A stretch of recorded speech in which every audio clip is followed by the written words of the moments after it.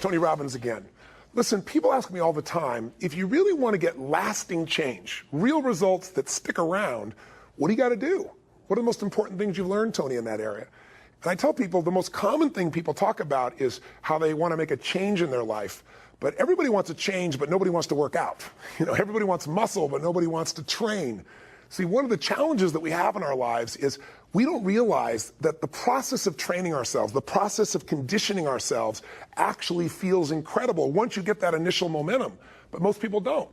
Why? Why do so many people say, oh, I lost 100 pounds, the same 10 pounds 10 times, or they'll tell me, I'm on my 4th day without a cigarette, man, I'm doing really good. If you're counting the days, it's not lasting change. You're just counting the days you can tell people how long you lasted.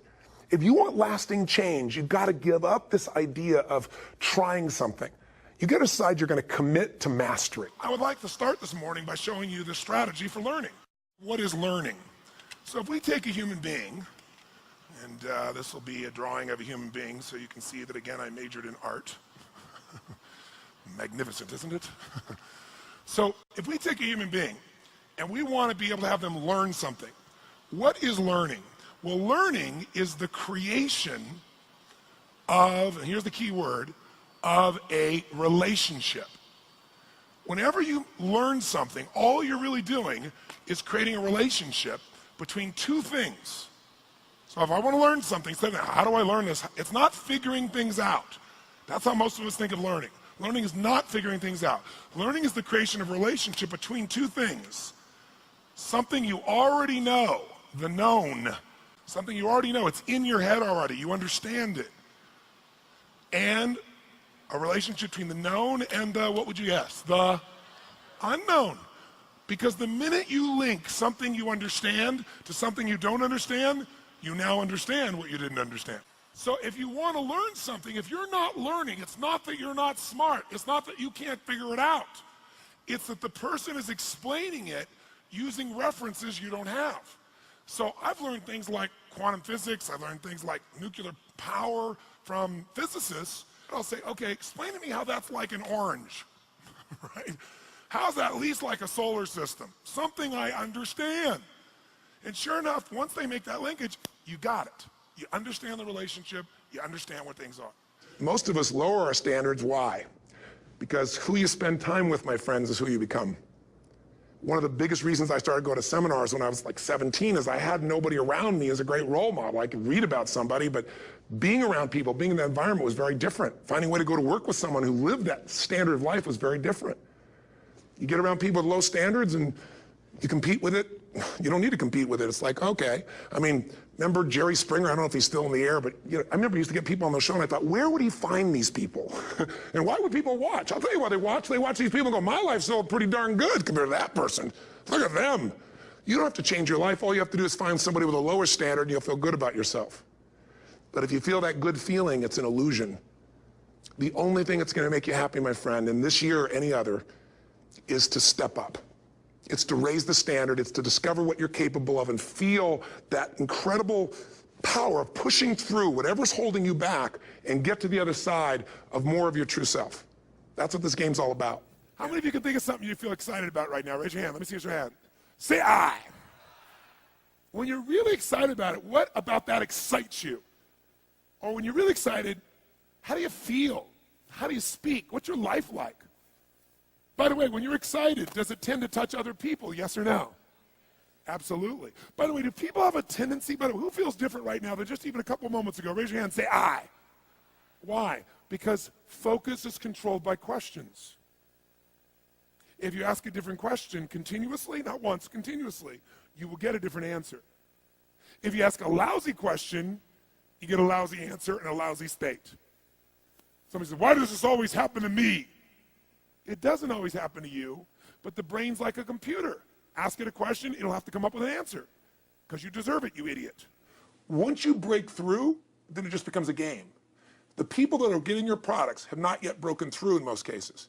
The breakthrough happens by conditioning your mind every day, by feeding it a role model or story. It's putting yourself in a peak state where you follow through by getting physically strong. It's creating a little ritual of doing a little bit each day, and then you get momentum. But the most important thing of all is what we started out with. Why?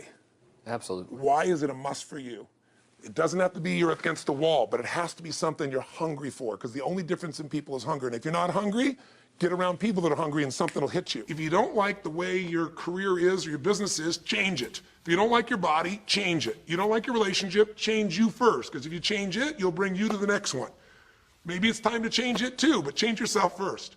If you want to change anything in your life, you have the choice. So there is no right or wrong. I just want to make you aware in this breakthrough session that everything in our life changes the moment we make a decision. And I mean a real decision. A decision is when you cut off any other possibility and you commit to something with everything you've got and you take action.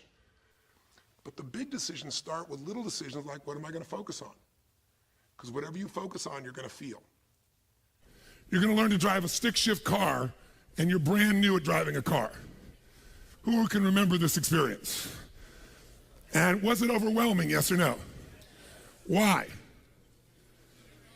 Because driving a car today for most of you is one chunk of information. I'm going to go drive. That's it. Because most of what you've done, you got cognitive knowledge about, you repeated it enough with enough emotion, you did it enough in your body. Now, all of those complex things happen, and what you call it is just driving.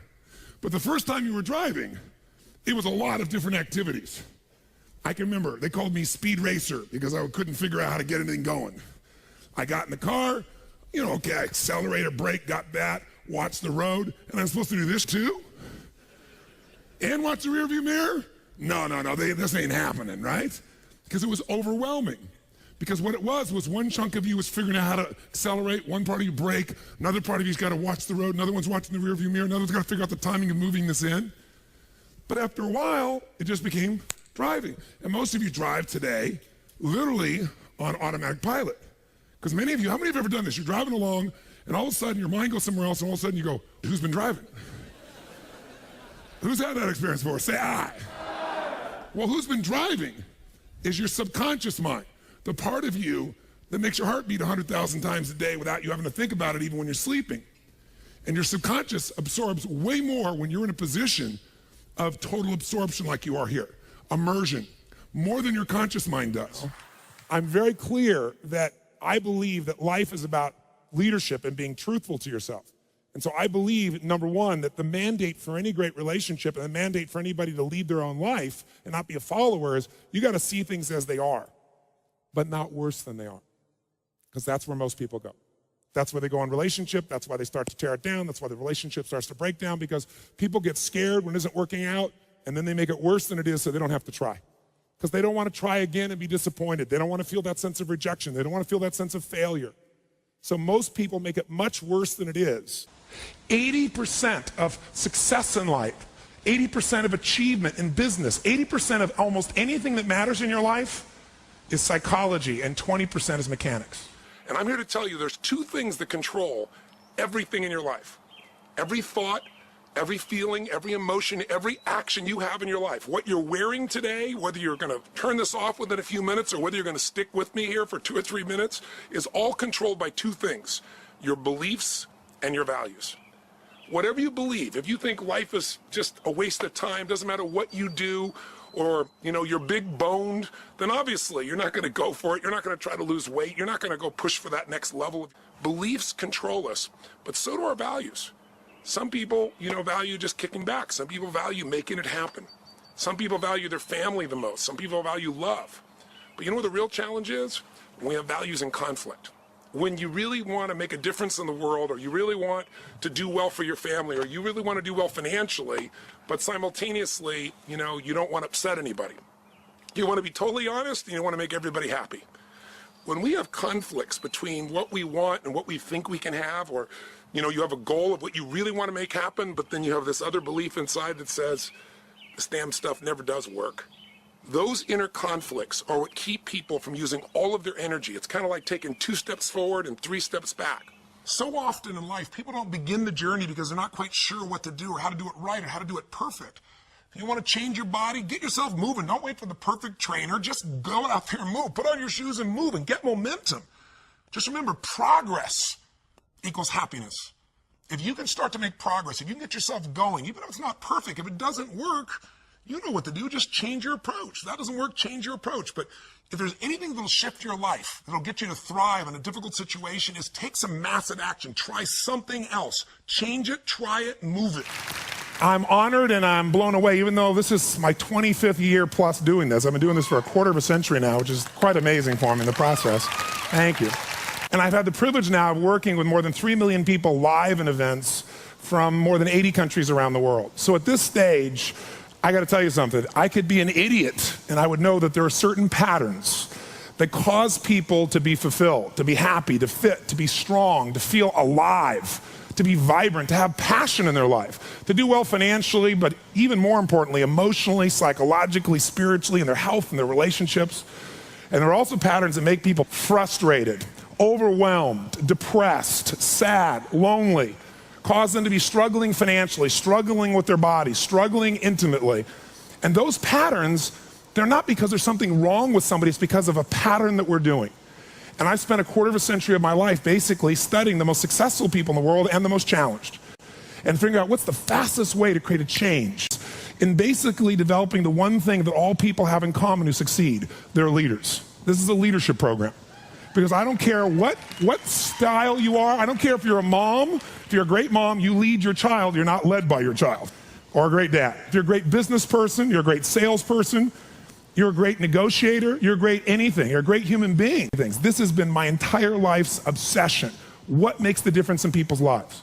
And that leadership component, as I say, doesn't always mean somebody follows you. A leader is somebody who lives life on their terms. That you will never settle for less than you can be or share or give or create. It's not what we get that makes us happy, it's who we become. See, all the results in your life are coming from your rituals. They start with a standard and then have rituals that follow it up. Like, for example, if you are where you want to be physically, you have very different rituals than if you're not where you want to be physically. If you're overweight, you and I both know you got a different ritual than if you're physically fit. Completely different. You get up in the morning, what's the first thing you do if you're fit? Your shoes are there, you roll over, doesn't matter how you feel, you put on your shoes, you lace them, you start walking, or whatever that ritual is. If you're overweight, you roll over and you have a very different ritual. You might roll over several times to turn the alarm clock off. You go in and get your mocha, smocha, whatever, special coffee. You stop by at Starbucks, or whatever the case may be. You have your nice sugar muffin. It's supposed to be really nice for you. Whatever you do, it's a different ritual. If you have a great, passionate relationship, you have very different rituals in how you come home than if you have a lousy relationship. When you come home and the first thing you do is you're tweeting somebody, or you're emailing, or flipping on the news, or you don't even come home. What are the rituals? Whenever I study people that are successful, what I look for is what's the standard they hold themselves to, and then what are all those little rituals that add up? Because think about it. Success and failure are not giant events. They don't just show up. You don't just suddenly become successful or suddenly have this cataclysmic event that makes you fail. It may look that way, but failure comes from all the little things. It's failure to make the call. It's failure to check the books. It's failure to say, I'm sorry. It's failure to push yourself to do things physically that you don't want to do. And all those little failures day after day come together until one day some cataclysmic event happens and you blame that. That event happened because you missed all the little stuff. And then I thought, years I figured out, our whole life is shaped by decisions. That's what we've talked about today, right? But there's 3 decisions you're making every moment you're alive. And the way you make these 3 decisions shapes your destiny. First decision we're all making every moment is, what are you going to focus on? What are you going to focus on? And I realized that my father's life and my life ended up very different because we made that day 3 decisions very differently. He decided to focus on the fact that he has not fed his family. And the second question you got to decide, every moment you're alive, and including this moment, what are you going to focus on? Second question is, as you're focusing on, what does this mean? What does it mean? And the bottom line on meaning is, if you think about it, you get to make up the meaning, and most people pick the worst one, don't they? That day, my father decided to focus on the fact he hadn't fed his family, and I know what meaning he gave because he said it out loud over and over again, that he was worthless because he had not taken care of his family. And then the final and most important decision you make every moment you're alive, what am I going to do? What am I going to do? And I'll tell you what he decided to do. He decided to leave our family shortly thereafter, which at the time was It was the worst experience of my life. It was the most crushing experience I felt. It's been so many years now, I don't have the same feelings. And part of it is 3 years ago he passed away. But at the time, I knew no greater pain. My family knew no greater pain. I couldn't understand why he would leave. I loved him so much. And my life turned out very different than him. I was the only one to go at his funeral. No one else in the family would go. Nobody wanted to be part of it. He died alone of a disease called connective tissue disorder. And I can tell you, right before his death, he got the lesson because he looked at me and he said, son, he said, I was a bastard. I didn't connect with anybody, and look what I'm dying of. It's unbelievable. Change happens in a moment. A breakthrough happens in a moment. What is a breakthrough? A breakthrough is that moment in time where suddenly the impossible becomes possible. Not just intellectually, but you do something about it. You know, people all the time will say it takes 10 years or it took me 20 years to make a change. I always say BS. It took you a minute. The minute you finally said, I quit, or it's over, or let's begin, or I love you, or I do, change happens in a moment, but most of us have to go through a process to get to that moment.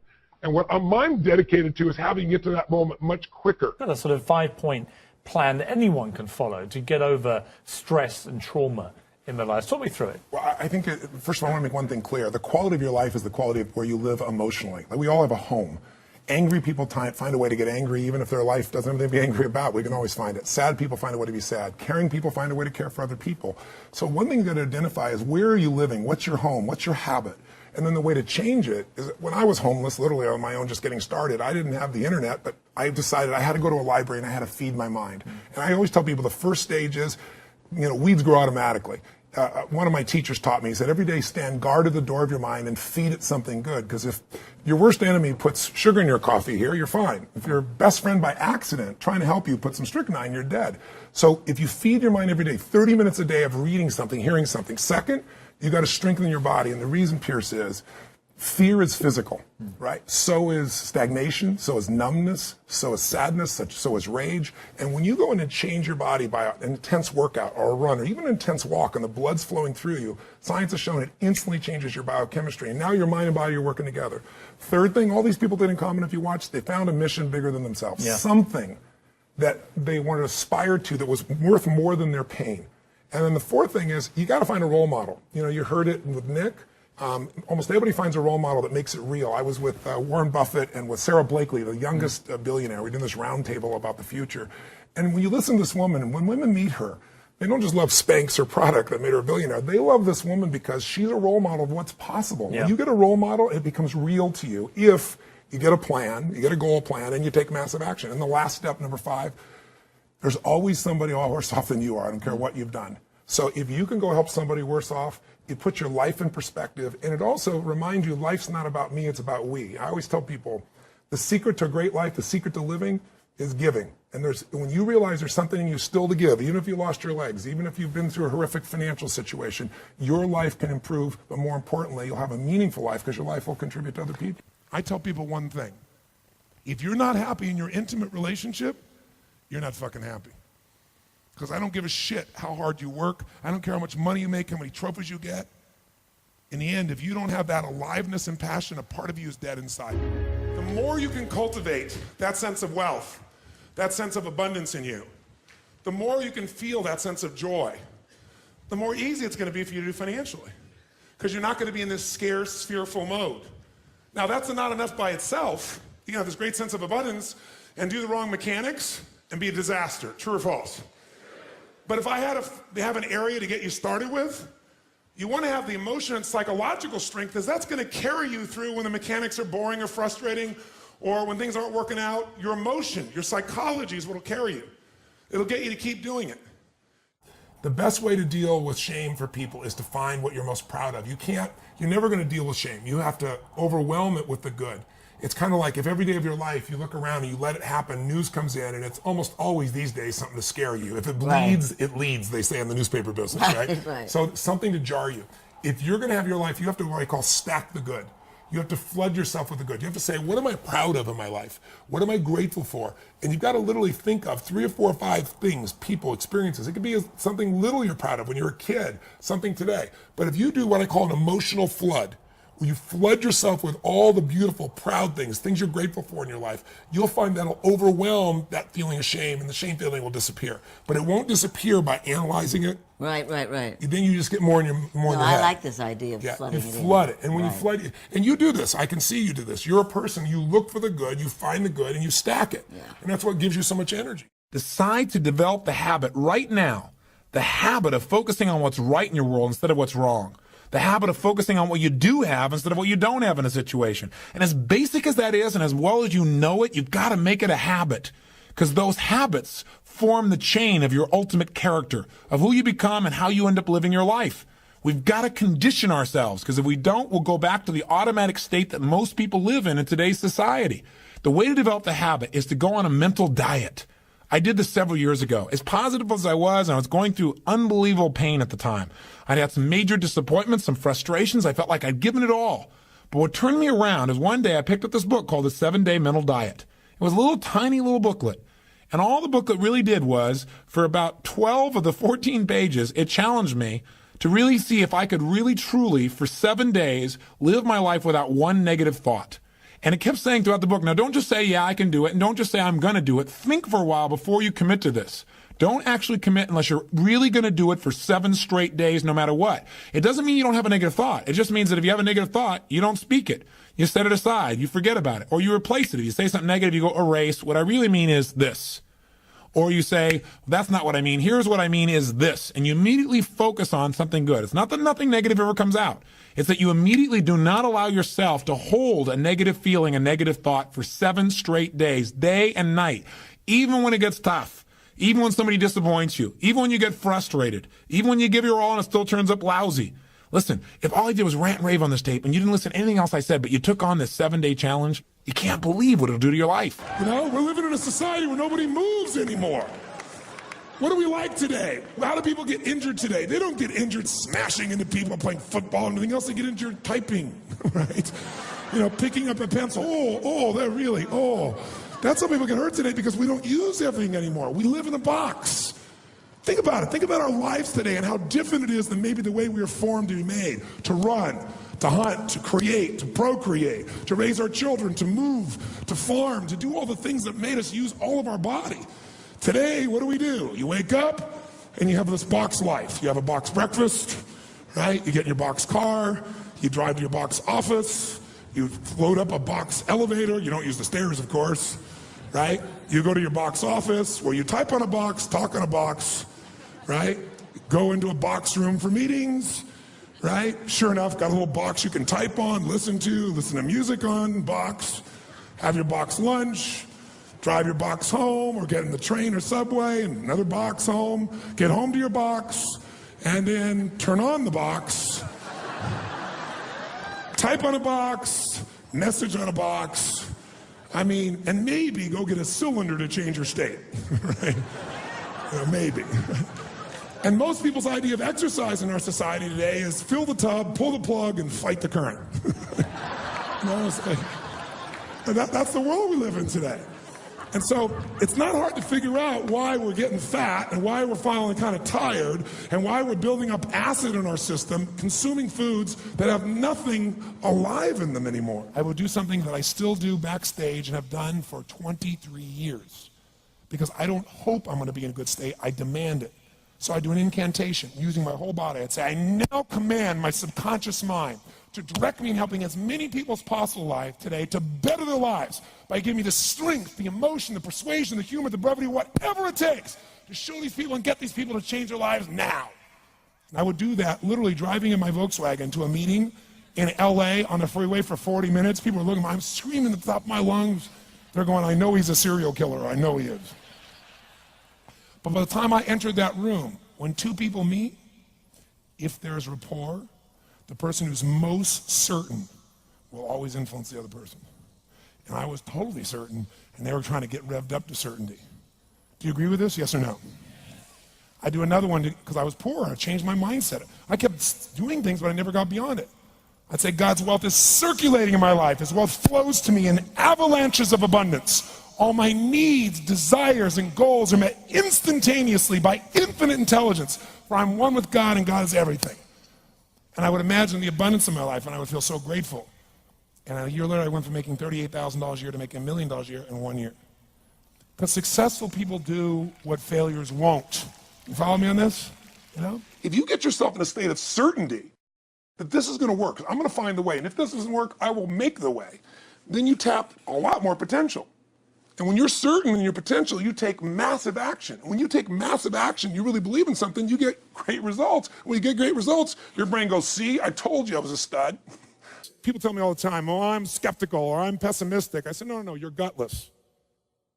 It takes no guts, it takes no courage to be a pessimist, to say it's not going to work, to try to find out what's wrong. What's wrong is always available. It's always what's right. So I'm not into positive thinking, but I am into intelligence. And intelligence says, see it as it is, don't make it worse than it is. I mean, people all the time say, my problem is I'm big bone. No, you're freaking fat, tell the truth. You know, what is this big bone story? You know, the only way it gets better is if you can see how it is. Don't make it worse than it is. Don't try to make it so it's impossible to change. That's not true. It's not true at all. The second mandate, I think, to changing anything in your life, to leading your life, is once you see it as it is, not worse than it is, then you got to see it better than it is. Because that's the thing that's missing from most relationships. There's no vision. I mean, without a vision, in the Bible it says, people what?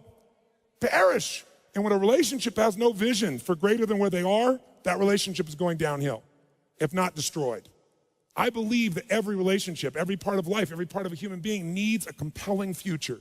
If the future is not more compelling than today could be tough, but if the future is compelling, we can get there. So just to remind you, first thing you got to do is feed and strengthen that mind.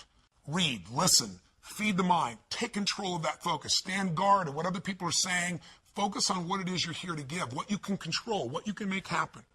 Number two, feed and strengthen that body. Remember, fear, uncertainty, they're physical experiences. So the best way to deal with something physical is get physical. Change that body, go lift some weights, go for that run, do something that's going to get you in that state. If you've been to our seminars, you know exactly what to do.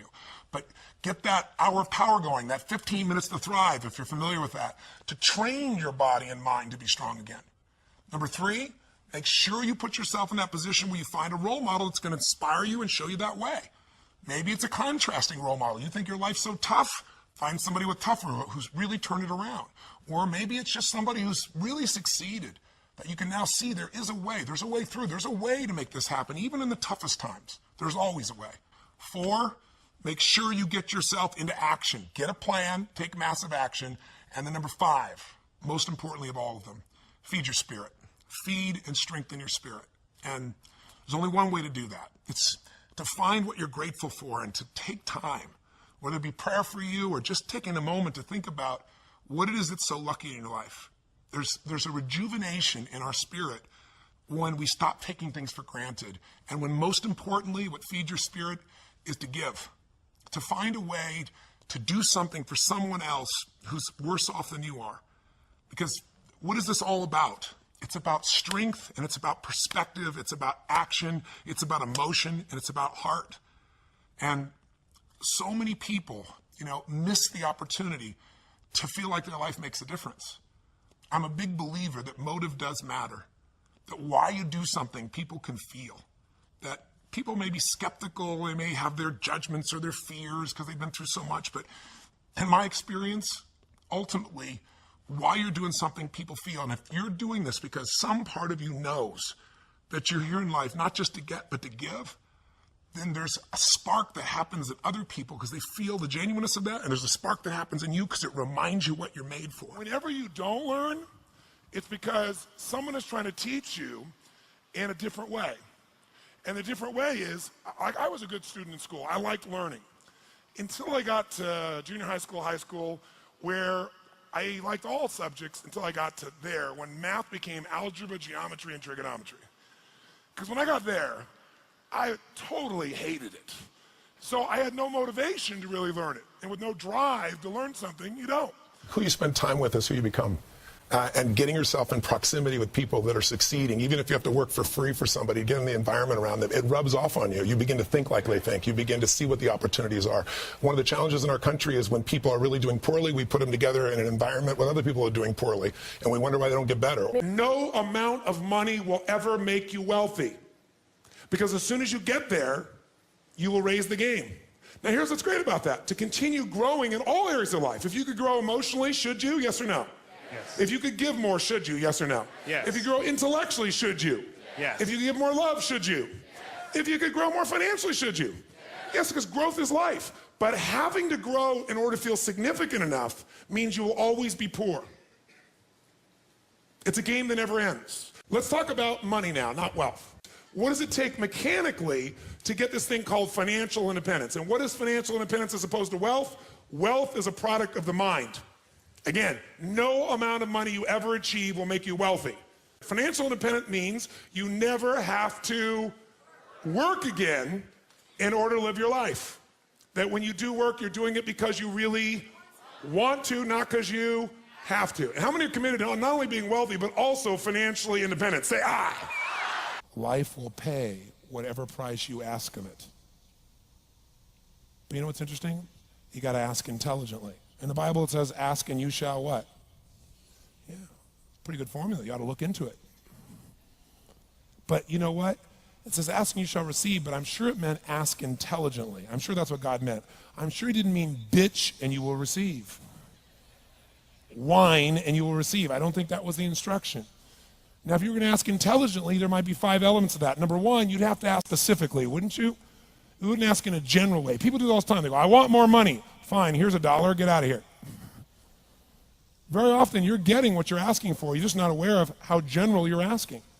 Clarity is power. The more clear you are about exactly what it is you want, the more your brain knows how to get there.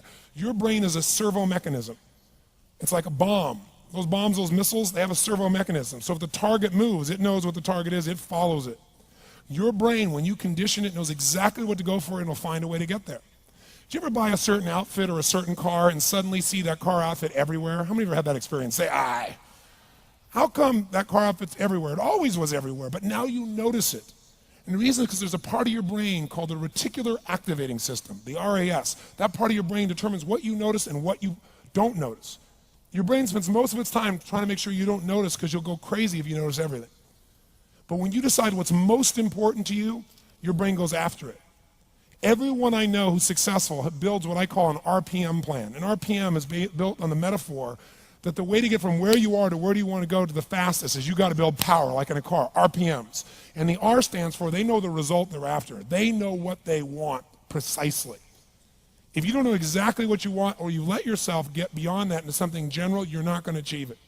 We all have goals. The problem, as I've said before in this program, is that we're unconscious in the use of our resources.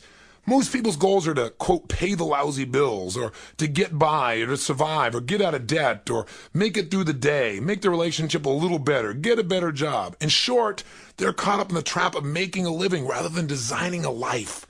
Remember that our goals affect us whatever they are. If we don't consciously plant the seeds of what we want in the gardens of our minds, we'll end up with weeds. If we want to discover the unlimited possibilities within us, we must find a goal big enough and grand enough to challenge us to push beyond our limits and discover our true potential. Remember that your current conditions do not reflect your ultimate potential, but rather the size and the quality of the goals upon which you're currently focusing. We all must discover or create a magnificent obsession.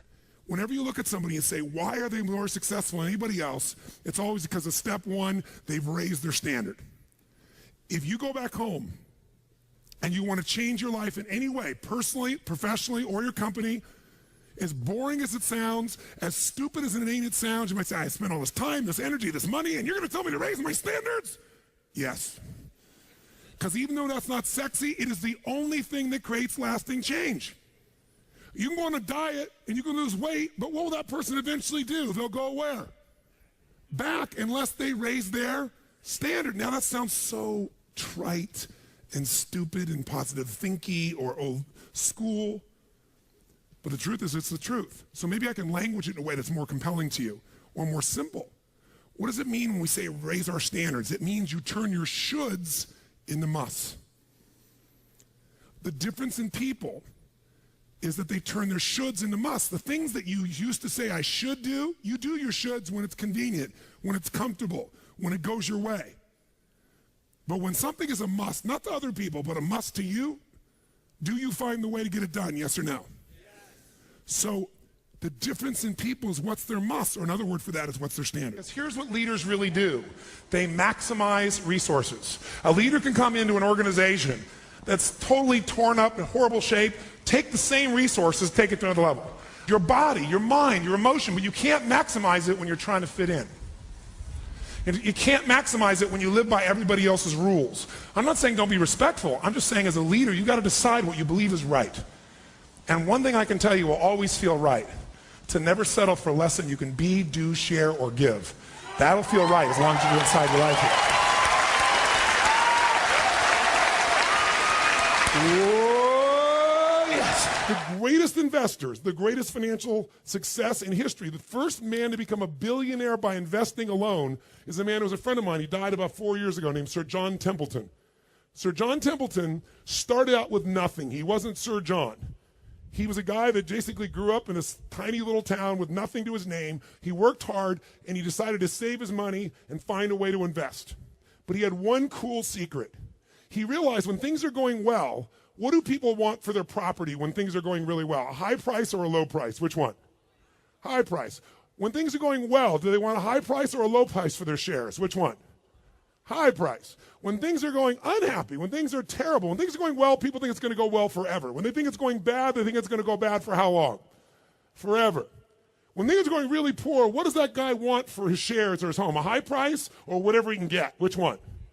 Whatever he can get. So his mindset was really simple. I'm going to make all my money, write this down, during times of maximum pessimism.